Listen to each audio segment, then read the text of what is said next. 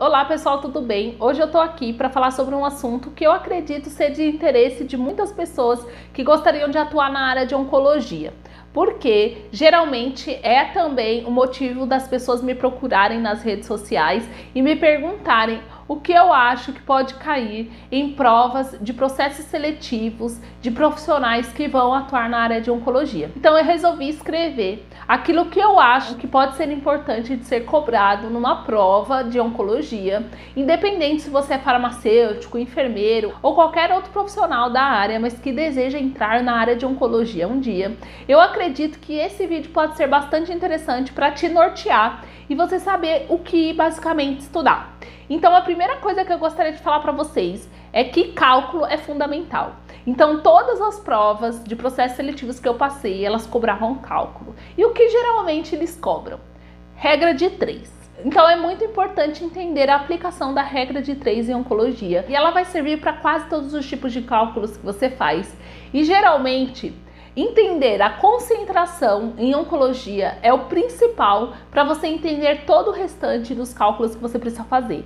Então, por exemplo, a concentração, ela é quantas miligramas você tem de um medicamento dentro de um determinado volume. Então, por exemplo, se uma medicação de 100 miligramas, ela está diluída num frasco de 5 ml, você tem em cada 1 ml 20 miligramas. Então, essa é a concentração do seu frasco.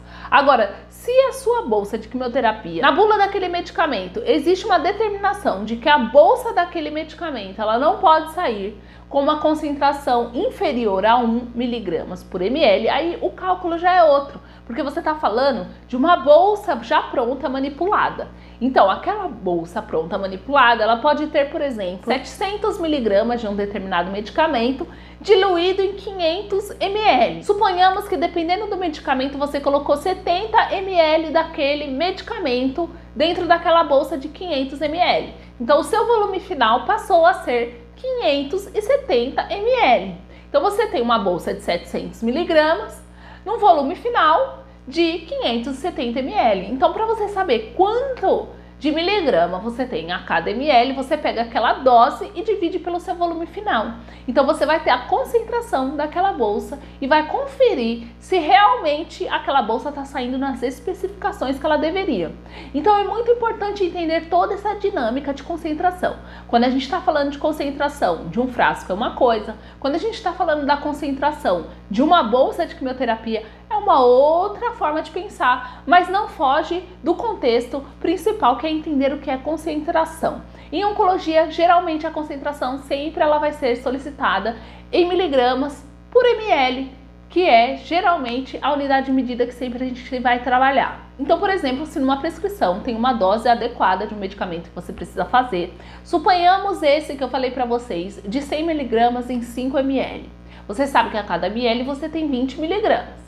Então, suponha que a dose pedida para você é de 120 miligramas.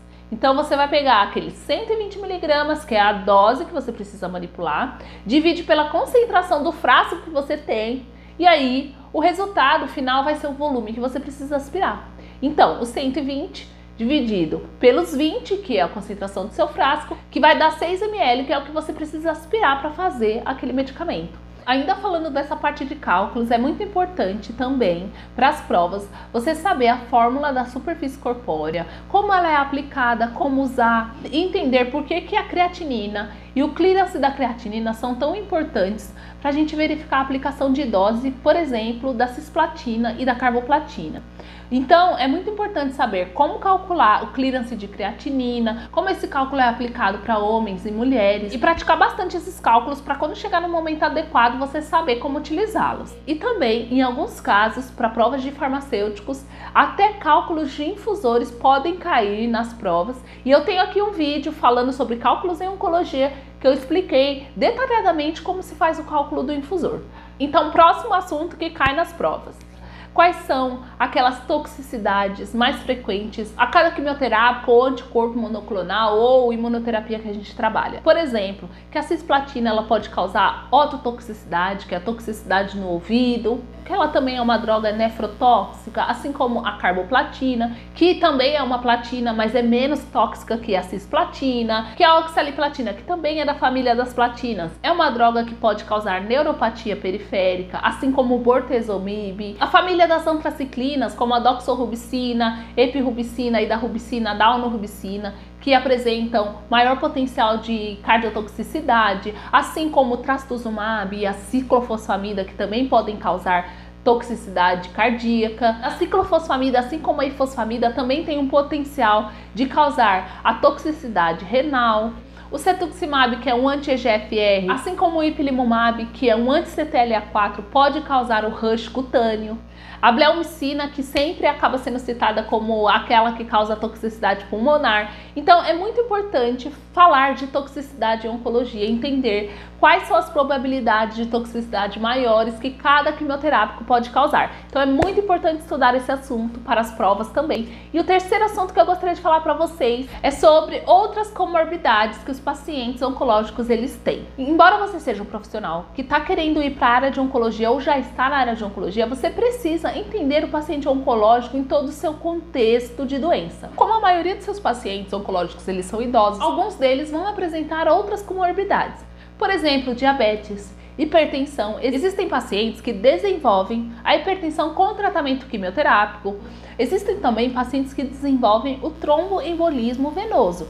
Então, é muito importante para o profissional que trabalha na área de oncologia entender essas outras comorbidades, quais são os medicamentos que são indicados, porque isso vai fazer parte da sua prática. Ter um conhecimento dos tipos de insulina, quais são aquelas que são indicadas quando você tem uma urgência de aumentar a glicemia do paciente rapidamente. Então, existem as insulinas de ação ultra rápida, aquelas que são apenas de ação rápida, que são as insulinas regulares, aquelas que vão ter uma ação intermediária e aquela que tem uma ação mais lenta.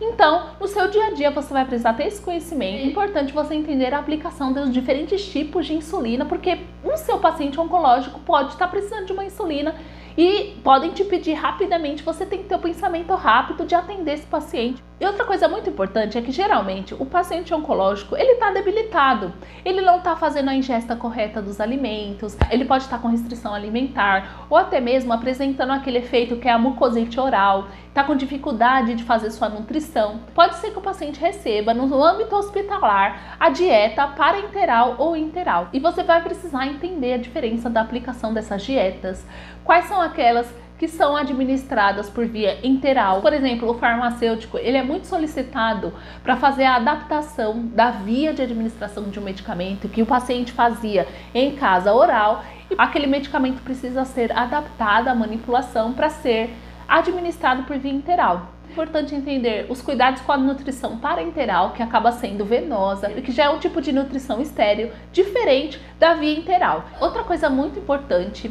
é falar de hipertensão. Nas provas pode ser que cobrem de você ter um mínimo conhecimento sobre o impacto da hipertensão para os pacientes oncológicos. Existem pacientes que eles desenvolvem a hipertensão após o tratamento com quimioterapia ou quando eles vão começar um tratamento. Existem também alguns medicamentos antineoplásicos que podem acabar favorecendo o desenvolvimento da hipertensão. Às vezes o paciente ele fala para você qual é o medicamento que ele já faz uso ou que ele está precisando tomar. Na farmácia você recebe uma receita de um antihipertensivo, então você precisa entender a aplicação desse medicamento, até a necessidade de ter ele padronizado na farmácia. E existem alguns medicamentos específicos que são utilizados para o tratamento do câncer do paciente, por exemplo, os inibidores de VEGF-R, por exemplo, o sunitinib, o pazopanib, o bevacizumab, tem alguma relação com a hipertensão justamente por eles serem inibidores do fator de crescimento endotelial vascular. Outra coisa muito importante é entender sobre anticoagulação sanguínea. Geralmente o paciente ele desenvolve tromboembolismo por conta da compressão que o tumor está fazendo numa veia, ou algum tipo de obstrução linfática que o tumor está provocando, ou por conta de algum trauma ou lesão óssea. Geralmente os pacientes eles apresentam edema porque eles estão numa condição de imobilização. geralmente é bom entender quais são os anticoagulantes orais que são indicados. O paciente que faz uso de terapias de anticoagulação, se ele estiver apresentando sangramento, existem também medicamentos que podem antagonizar a ação anticoagulante e provocar um pouco mais de coagulação no sangue. Então, por exemplo, a vitamina K, que é bastante utilizada no serviço de oncologia. Então, é muito importante entender o manejo da anticoagulação também no cenário de oncologia. Outra coisa bastante importante é entender um pouco sobre antibiótico-terapia, porque os pacientes oncológicos, geralmente, eles estão com o sistema imunológico imunocomprometido. Eles estão com diminuição das células sanguíneas, eles não estão com a defesa do organismo muito forte. Então eles podem apresentar diarreia, febre, algum problema renal e vários outros problemas de saúde que podem desencadear uma infecção. Outra coisa muito importante que é necessário saber em oncologia são as principais RDCs. Nós temos, por exemplo, a RDC 220 de 2004, que é uma RDC que coloca toda a regulamentação necessária para um serviço de terapia antineoplásica funcionar. Nós temos também a RDC 640 de 2017, que fala sobre a necessidade de capacitação dos farmacêuticos que atuam em oncologia. Tem uma RDC que é a 565 de 2012 e é nessa RDC que está descrito que a manipulação de antineoplásicos é uma atividade privativa do farmacêutico. Existe também uma outra RDC que é a 67 de 2007 que fala sobre as boas práticas de manipulação em farmácias magistrais. Então essa RDC engloba também as boas práticas para o funcionamento de uma farmácia de manipulação de quimioterapia também. Existe a RDC 191 de 2017, que é a RDC que fala sobre a dispensação da lenalidomida, que é uma substância bastante utilizada para o tratamento de mieloma múltiplo. Então, todas essas RDCs que eu citei para vocês e algumas outras são muito importantes para você ler, para você se inteirar da área de oncologia e saber que essas leis e tudo que rege essa área pode ser cobrado em algum momento também nas provas que você for fazer. E para concluir esse vídeo, o que eu gostaria de falar para vocês é que nas provas de oncologia podem ser cobrados siglas de protocolos. Você precisa colocar quais são os medicamentos que fazem parte daquele protocolo e até mesmo para qual tipo de neoplasia aquele protocolo é indicado. E é bom, na hora de você estudar, você separar eles por indicação. E uma coisa muito importante que eu acredito que pode ser bastante interessante estudar é sobre terapia-alvo, porque ela tem sido largamente estudada nos estudos clínicos, porque a tendência é a terapia-alvo também ser bastante utilizada no futuro da oncologia. Quais são os grupos que existem, quais são as indicações, qual é o tipo de tirosina quinase que uma determinada terapia-alvo vai inibir. Muito importante dividir por grupos e estudar esses grupos. Aqueles que inibem o EGFR, aqueles que são os inibidores de ALK. Estudar a terapia-alvo pelos grupos que eles inibem, também entendendo a indicação dessas terapias-alvo para cada tipo de câncer. Para finalizar, o assunto que eu indicaria é estudar bastante imunoterapia, que é o assunto mais falado em oncologia, entender os mecanismos, as indicações, os grupos que existem e também suas reações imunorrelacionadas. Acho que eu falei muita coisa, mas se você tem interesse em estudar a área de oncologia, até para entrar na área, isso já é muito importante que eu falei para vocês. São coisas que realmente se aplicam à sua prática. Então, se você que ainda não entrou na área de oncologia, já começar a estudar essas coisas que eu estou falando para vocês, já é um bom caminho. E eu sempre digo isso para vocês, que a oportunidade, ela existe para todos nós.